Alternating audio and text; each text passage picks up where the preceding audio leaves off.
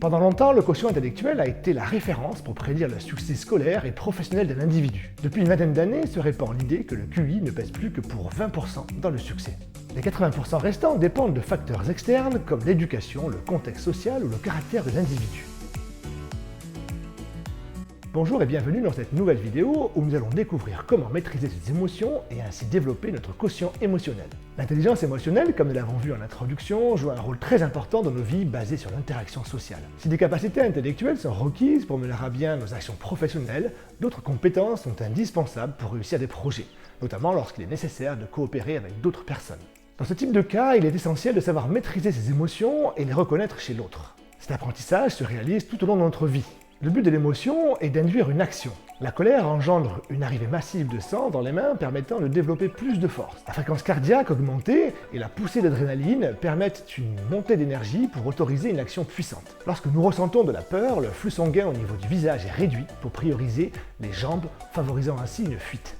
Le bonheur augmente l'activité du cerveau, ce qui accroît notre énergie et anesthésie nos pensées négatives. Le corps est donc envahi de désir et regorge d'enthousiasme pour réaliser la tâche en cours. Le cerveau peut être divisé en 3 parties apparues successivement dans le processus évolutif. Le cerveau reptilien régule les fonctions vitales et le métabolisme. Il ne fait qu'exécuter automatiquement des mécanismes de survie. Il ne pense pas et n'apprend pas.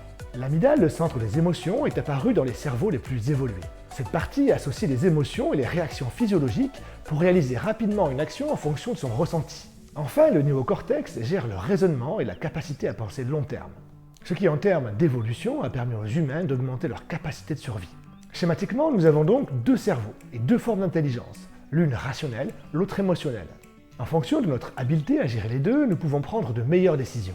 Les signaux envoyés par les sens du toucher, de l'ouïe et de la vue arrivent très rapidement jusqu'à l'amygdale ou l'amygdale. Les réactions sont donc émotionnelles dans un premier temps et peuvent inhiber totalement les néocortex. Concrètement, en présence d'une forte émotion, nous n'arrivons plus à réfléchir et nous agissons instinctivement, ce qui nous amène parfois à des actions regrettables. Alors si ce fonctionnement en milieu hostile est plutôt intéressant et représente un avantage, dans nos vies modernes, il s'agit plus d'un handicap pour notre relation aux autres. Vous l'avez compris, reconnaître et réguler nos émotions ainsi que celles des autres et s'y adapter, et donc développer notre intelligence émotionnelle, est devenu une compétence fondamentale. Notre capacité à reconnaître nos émotions et à inhiber nos réactions instinctives est une compétence qui se développe tout au long de notre vie. Nous pouvons distinguer 4 grandes composantes de l'intelligence émotionnelle. 1. Reconnaître ses émotions. Reconnaître ses émotions et ses sentiments au moment où ils se produisent est le point de départ de notre intelligence émotionnelle. Tant que nous n'en sommes pas capables, nous restons à leur merci. En revanche, lorsque nous les reconnaissons, nous pouvons prendre de meilleures décisions. 2. Gérer ses émotions.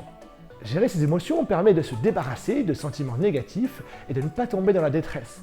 Cette capacité permet également de rebondir rapidement après un échec. 3. Reconnaître les émotions des autres. Cette compétence est la base d'un relationnel efficace. Il s'agit ici de développer son empathie. Pour un enseignant, un vendeur ou un manager, c'est essentiel. Maîtriser ses relations.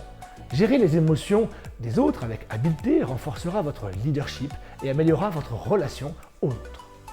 Alors, comment apprendre à gérer vos émotions simplement? Vous pouvez utiliser la méthode des feux de circulation.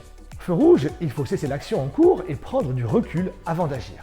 Feu orange, il faut exprimer le problème ainsi que votre ressenti et trouver une ou plusieurs solutions positives et constructives. Le tout en réfléchissant à leurs conséquences. Feu vert, mettez en place la solution que vous pensez être la meilleure.